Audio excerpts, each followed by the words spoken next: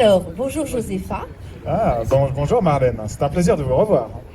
Également, nous sommes aujourd'hui devant France Télévisions pour un moment particulièrement émouvant. Oui, donc aujourd'hui c'est Zorro, comme vous pouvez le voir.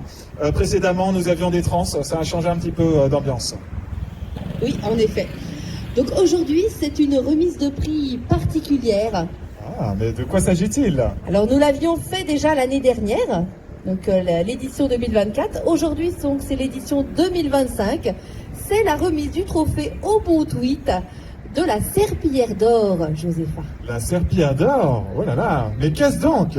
Alors, la Serpillière d'Or, selon Beau Tweet, c'est donc un journaliste qui fait particulièrement bien son travail au regard de l'oligarchie. Ah, mais c'est vrai qu'en France, nous avons de nombreux journalistes qui peuvent rentrer dans cette catégorie. Alors, nous avons ici, dans cette enveloppe, comme vous pouvez le constater, le nom du grand gagnant 2025.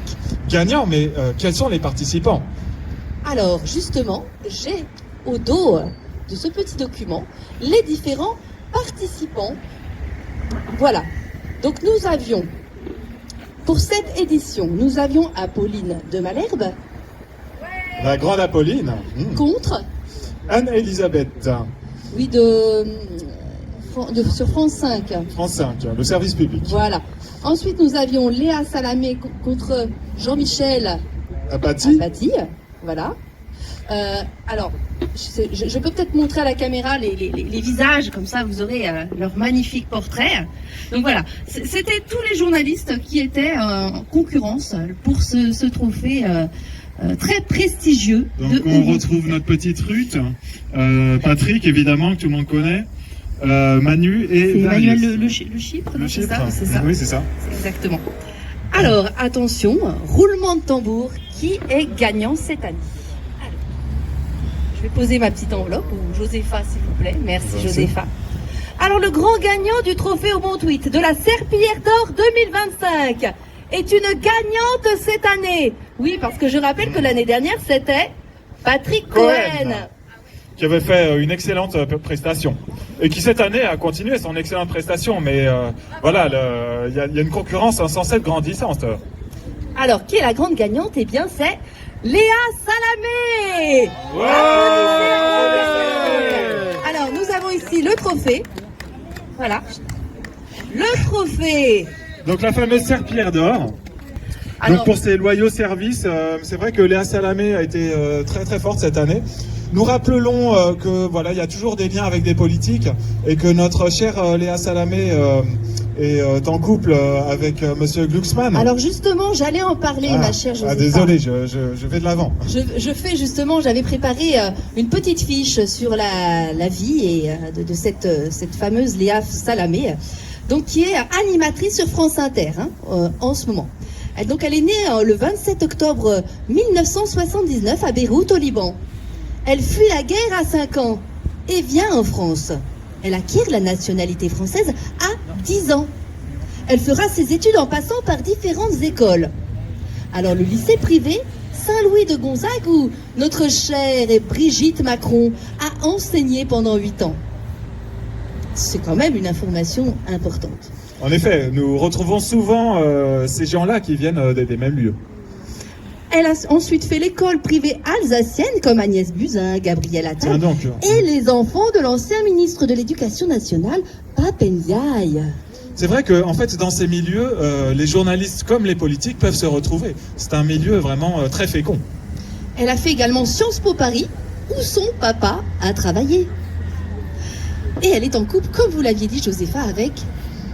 Voilà, Monsieur Glucksmann. Je suis désolé d'avoir divulgaché cette information qui devait arriver à la fin. Je suis vraiment désolé par rapport aux spectateurs. Donc son père est un ancien ministre libanais de la Culture, politologue, et donc professeur à Sciences Po, nous venons de le dire, et ancien conseiller spécial au secrétaire général de l'ONU, Kofi Annan. Et le père de Léa Salamé est aussi le principal relais de l'Open Society du milliardaire oligarque George Soros au Liban. Un autre fameux George Soros, que nous aimons tant, bien sûr. Oui, tout à fait. Et petite information importante également, c'est que l'Open Society a été financé en 2023 par l'Union européenne, avec plus de 3 millions d'euros. Merci Ursula. Oui, nous rappelons que l'Open Society, en effet, appartient à Monsieur Soros et qui est vraiment dans sa générosité subventionne de nombreuses associations qui portent des idées progressives. Alors, je vais quand même donner les deux autres qui sont sur le podium, puisqu'au final, voilà, il y a quand même les trois malheureux gagnants. perdants, mais voilà, qui ont quand même fait un très beau travail cette année. Bien évidemment, parce que nous avons, avec le trophée d'argent, nous avons Patrick Cohen. Ah, Bien bah évidemment, voilà. bon, il a été rétrogradé d'une place, mais Il bon, a quand même reste fait un très encore. bon travail cette année. Voilà, C'est vrai merci, qu'en termes Patou. de susboule de l'oligarchie, il a été excellent. Au bronze, un beau bronze pour Apolline de Malherbe. Ah, notre chère Apolline. On va C'est lui vrai couler que- un magnifique bronze du trophée bientôt. Hein. En bronze, bien évidemment.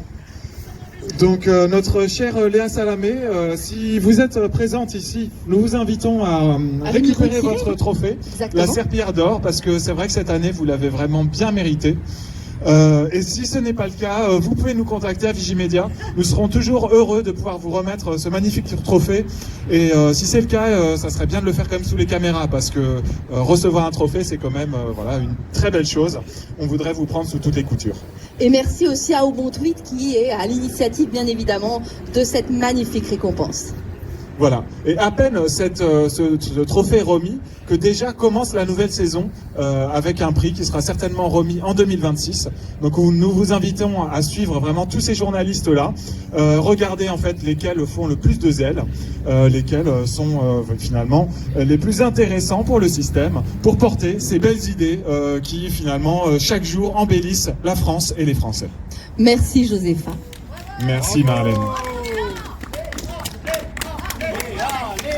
Léa, Léa, Léa, Léa, Léa, Léa, Léa, Léa, c'est pour toi, Léa, c'est pour toi, Léa.